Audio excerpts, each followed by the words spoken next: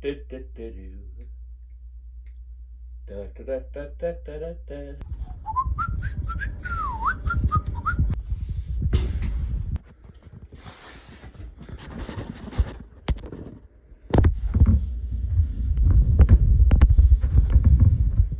am now ready to make my video on how I narrated my own audiobook.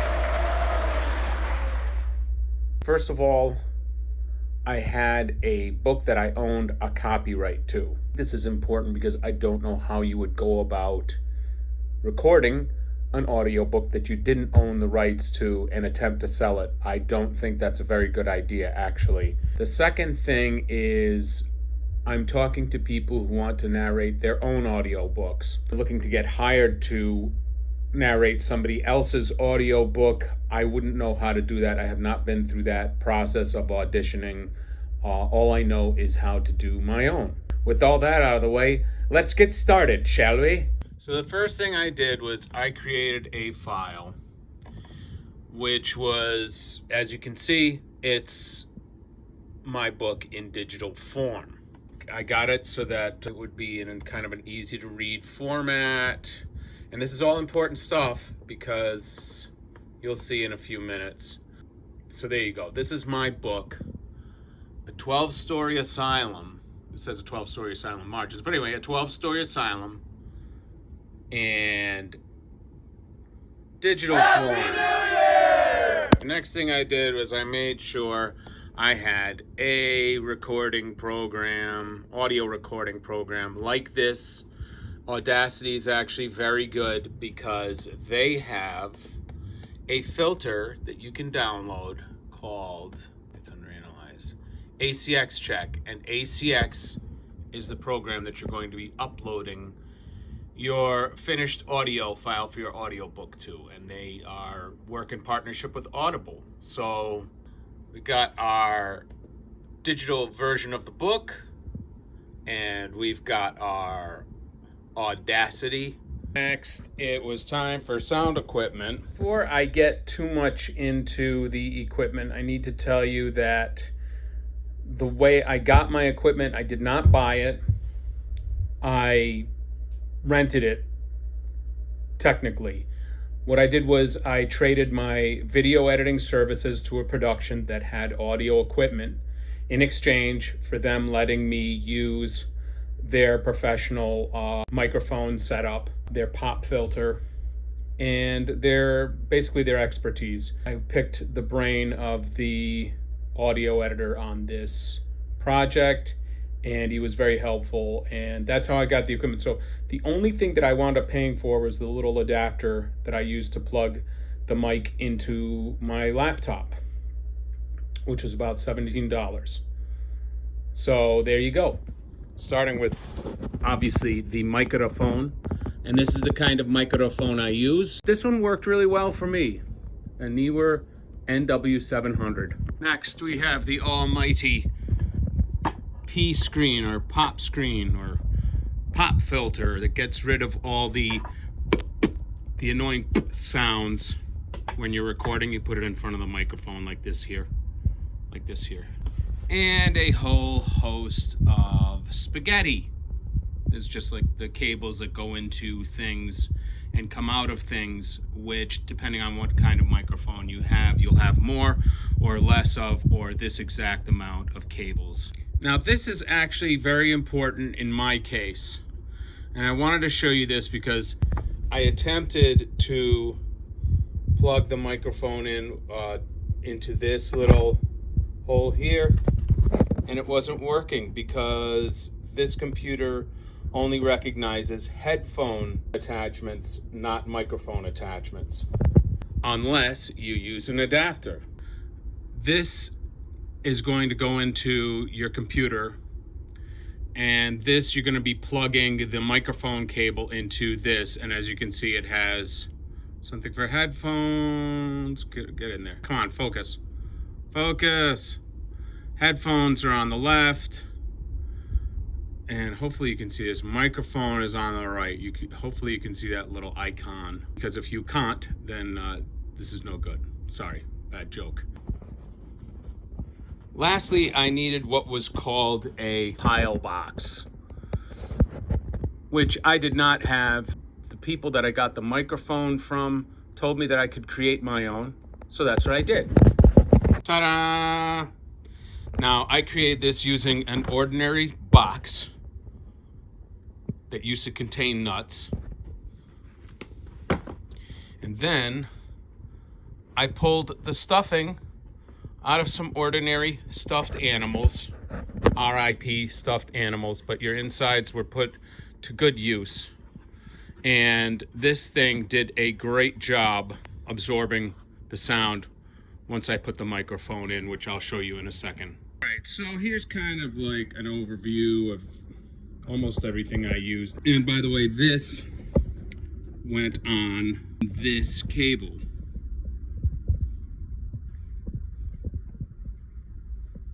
So you plug this into this, and then you plug this into this. It's as simple as that. Put it all together and it looks like this. This is your audiobook reader's point of view right there.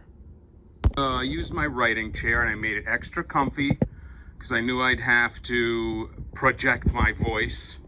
Here's the microphone set up here. Here's my text that I'm going to read, and I'm just going to show you real quick what everything looked like from my point of view before I started recording. Okay, so microphone here, text there. So as you can see, what I was doing was I had my mouth up to the pop filter and I recorded like this. But see, this is what the setup looked like so that I could read and I could record at the same time. Mama is at the door. 3 fast knocks, 2 slow knocks. That's how he knows it's Mama. She must be back from the 5 and dime early. And of course, a cup of coffee, always within easy reach. And some dental floss and earbuds.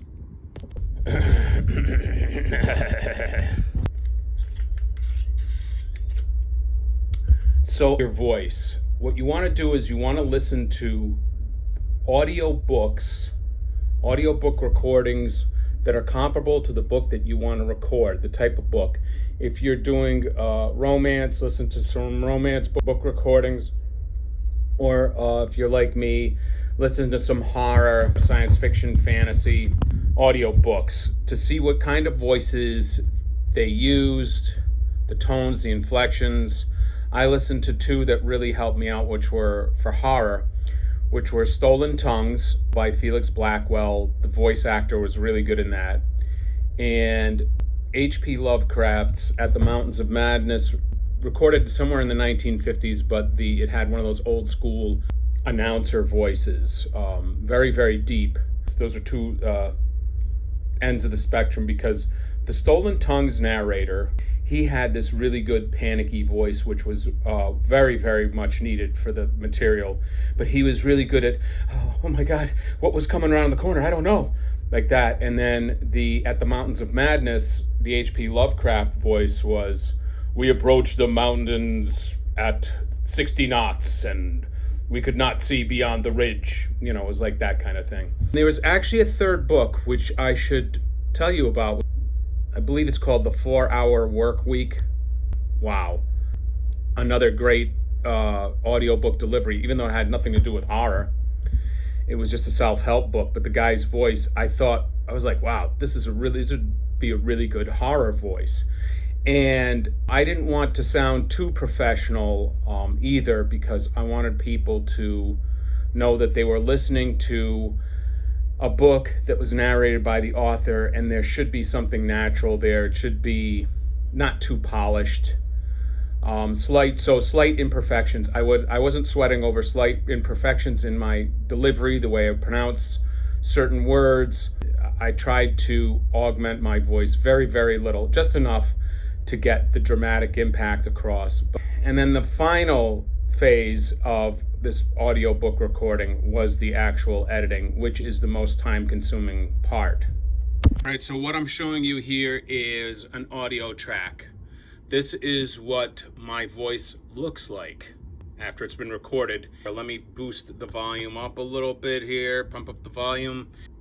Difficult but not impossible. With the wipe of a dish towel. Now, I don't know if you could hear that, but here, see this little bump? Listen to it.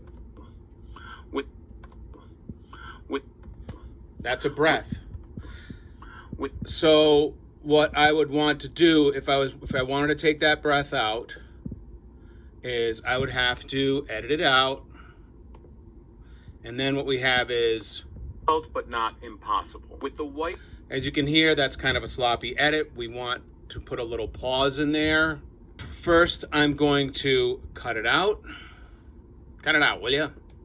And then I'm going to get approximately the same amount of time of room tone. See, as you can see, there's nothing here. This is just room tone. And I'm going to copy and paste that. So copy that. And then, difficult but not impossible.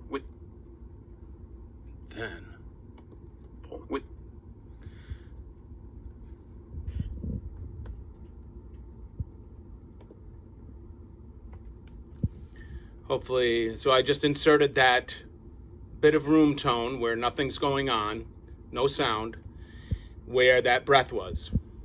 Difficult but not impossible. With the wipe of a dish towel. Perfect.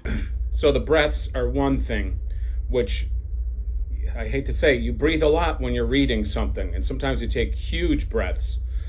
So it depends on what your tolerance level is, I guess, for breathing in your audiobook. I had this thing where I kind of breathed through my nose and it made this sort of noise. So I had to take out a lot of those. But above and beyond that, you are going to be taking out errors that you make. Or, sometimes you deliver a line and you don't like it, so you deliver it again in a better way. You've got to take that first take out. And there are a lot of other little noises that one makes while one is reading. There are a lot of like little lip smacking and tisking, tisk sounds, and just a lot of other little sounds that sneak their way into something while you're reading it. And it depends, like, is it distracting or not? But when you're listening to it, does it distract you? Because if it distracts you, it is going to distract the reader, the listener. You know what I'm talking about. I noticed that for every hour of editing I worked yielded 5 minutes of perfect audio. And this book was about 6 hours and 50 minutes. So, yeah. It became kind of a full-time job for a couple of weeks, just the editing. The editing alone was one of those all-consuming things that I wound up doing.